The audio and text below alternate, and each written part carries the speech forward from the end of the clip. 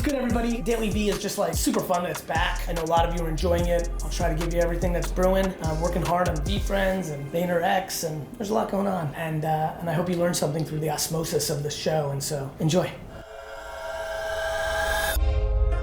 I'm a purebred entrepreneur for real, like documented. Been through the mud and now I'm growing in sunshine.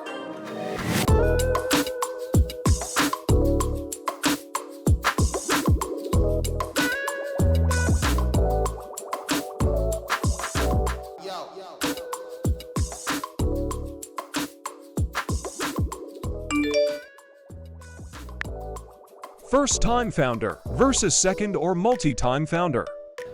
When I'm feeling good about life, I can get excited about first-time founder, and all the best companies I love are first-time founders, so I'm like, fuck, here it is, right? When I'm a hair less excited about it, boy, show me someone who's actually executed, it's a lot more fun. Founder with more technical skills or founder with more business skills? Number 2, and not even close, by the way. Some people have both, like Zucks really had both. By the way, the reason I invested in Facebook was number 2. Look, I think it depends on the challenge, brother. Like, if we're doing a direct-to-consumer brand that really wants to take market share from Procter & Gamble, it's definitely gonna be business. Like, if we're gonna go deep AI, I'll go with the technical, right? And so to the point of where Web3 is and the point of where AI is, I can wrap my head more for the first time in a decade around a technical founder because some of the challenges in front of us are more technical. Worked at FANG or did not work at FANG? You show me somebody who isn't the number 1 or 2 at one of those companies and is a number 5, 7, 13, 19, and I'll show you the 1990 Bulls besides Michael Jordan. I'm petrified of the number 11 from Netflix. I actually don't invest in anyone who's number 13 at Apple because I view them as BJ Armstrong or Horace Grant.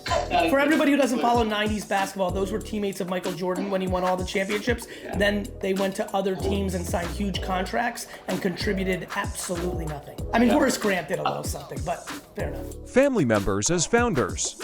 If you in this room find yourself to be extremely emotionally intelligent, you're like, fuck, this is what I have great intuition and EQ, then all day long you invest in family businesses because you can sniff it to a 50 or 60 or 70% hit of it, is it gonna work? If you find yourself unfortunately not having that capability and you're more the black and white engineer, other aspects, you should stay as far away from family businesses as humanly possible. Co-CEOs versus a single CEO. 2 cooks in the kitchen is the stupidest thing of all time. Probably out of all the questions so far, the thing that I'm most emphatic about. Anybody who signs up to be a co-CEO stinks. You know, I'm sure there's unlimited stories of successful co-CEOs that have worked. It's just not my cup of tea, and it's just not how I see what a CEO has to be to really win. It's funny, back to the cousin of that, I'm not scared off by 6 co-founders, but I just need to know who the number 1 is. Who's the 1A? You can all be 1Bs. You can have 1,000 of them. Honestly, you really could. That's just optics. Back to emotional intelligence, I would argue sometimes a business I'd fall in love with is the 1A realized for what she or he's trying to achieve that she wanted to give 4 people the co-founding title because she's got this retention strategy over the next half decade. So that doesn't bother me at all. The actual co scares me to no end. Comes from money or is starting from the dirt.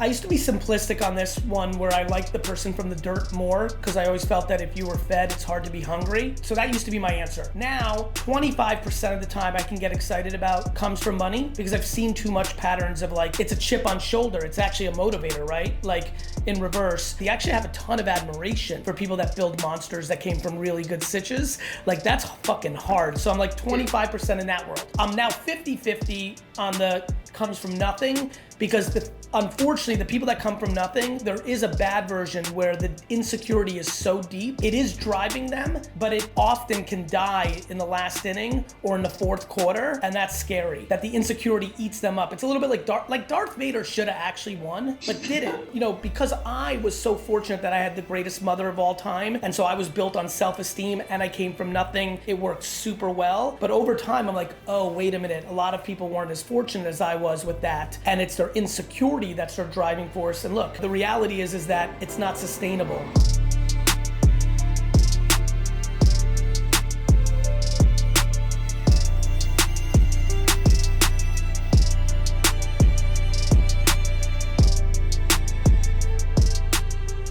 I don't think about things about tomorrow. I keep an eye on things about tomorrow. I don't focus on yesterday. I try to change a lot of my friends and contemporaries and clients to get away of being religious about yesterday. So I'm a champion of today, and metaverse is not here today in my opinion, but I'm keeping a heavy eye on it. No different back to the transition of AI. I looked at so many AI startups 3, 4, 5 years ago, and almost all of them were API or fake AI. They weren't AI. Now, are you kidding me with this Jasper this and your ChatGPT this, and then today I saw a headline about Google Music something that, like, boy, oh boy, oh boy, oh boy, are we here. And now this becomes a conversation about today. So I think AI is gonna have a very nice rise here. It's gonna be interesting to watch. I consider it part of Web3 in some ways. You know, I think all these new technologies will probably get categorized that way, and I'm excited about it. But as far as the metaverse, I really struggle seeing it not being a big part of life. I just don't know if that's 7 years from now, 3 or 22. So I'm always keeping a side eye on it while I focus on what to execute on today.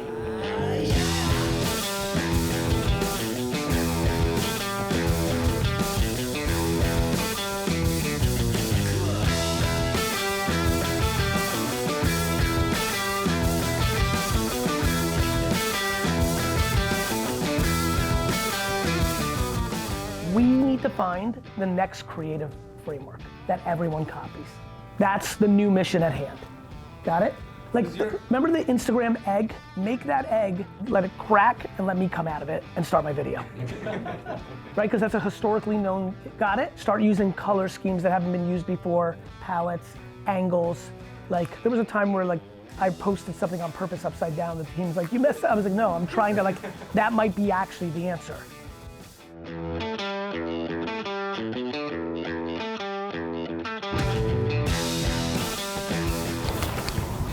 Closing thought. Going to see LeBron in the garden with my main man Nima. See, look at the kicks. Yeah, rare robot. Kicks are Rare robot. One of a kind.